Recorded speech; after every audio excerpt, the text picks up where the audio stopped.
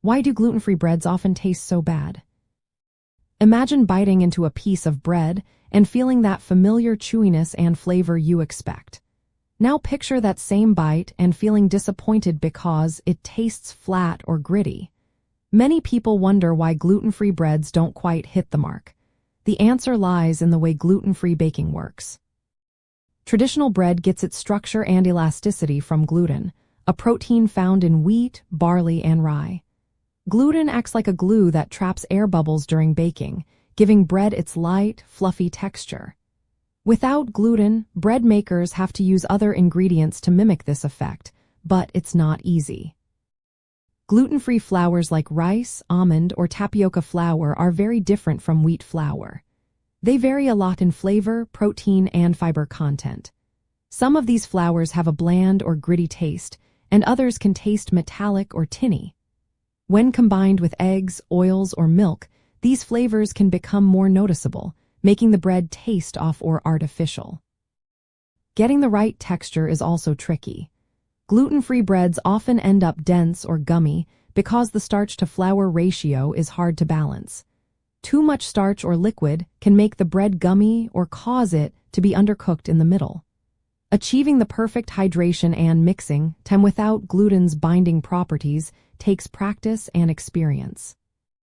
Environmental factors like humidity, temperature, and altitude also influence how gluten-free bread turns out. Variations in flour batches or kitchen conditions can change how well the bread rises and ferments, affecting both taste and texture.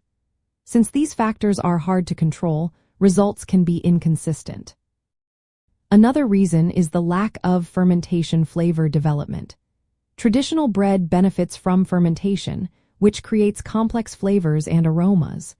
Gluten-free breads often skip or shorten this process, leaving them tasting flat or artificial. From a health perspective, many gluten-free breads contain more processed starches and additives to compensate for missing gluten. These ingredients may not support gut health as well as whole-grain wheat bread.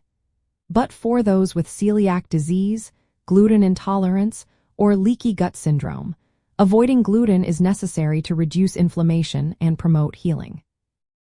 To improve gluten-free bread taste and texture, try using a blend of different gluten-free flours and adding fiber-rich ingredients like psyllium husk or flaxseed. These help create a better structure and support digestion. Incorporating natural fermentation or sourdough starters can also add flavor complexity and beneficial bacteria. Pay close attention to hydration levels and baking times to avoid gummy or dense bread. Experiment with different brands of gluten-free flours to find ones with better flavor profiles. Including prebiotic and probiotic foods alongside gluten-free bread can also support your digestive health. In the end, making gluten-free bread taste better is about understanding how gluten works and finding the right combination of ingredients and techniques. With patience and practice, you can enjoy gluten-free bread that is both tasty and supportive of your gut health.